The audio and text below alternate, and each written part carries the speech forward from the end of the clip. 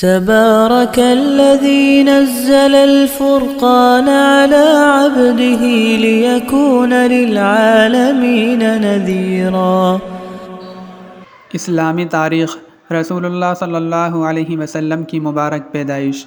آخری نبی حضرت محمد صلی اللہ علیہ وسلم کی مبارک پیدائش مکہ مکرمہ میں ماہ ربیع الاول مطابق ماہ اپریل 571 عیسوی پیر کے دن ایسے ماحول میں ہوئی کہ پوری دنیا پر کفر شرک کی تاریکی چھائی ہوئی تھی اور انسانیت گمراہی میں بھٹک رہی تھی۔ گویا روحانی طور پر ہر طرف اندھیرا پھیلا ہوا تھا، اور جو اللہ ہر روز چاند، سورج اور ستاروں کے ذریعے سارے عالم کو روشن کرتا تھا، آج اس نے انسانوں کے تاریک دلوں کو اپنی عبادت و بندگی کی روشنی عطا کرنے کے لیے اپنے پیارے بندے حضرت محمد صلی اللہ علیہ وسلم کو ہدایت کا آفتاب بنا کر سیدہ آمنہ کے گھر پیدا فرمایا۔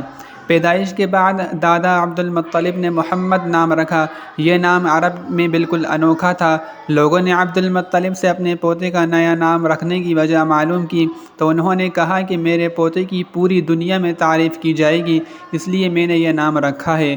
پھر آپ صلی اللہ علیہ وسلم کی پیدائش کی خوشی میں آپ صلی اللہ علیہ وسلم کے دادا عبد المطلب نے عقیقہ کیا اور تمام قریش کو دعوت دی۔ تبارك الذي نزل الفرقان على عبده ليكون للعالمين نذيرا۔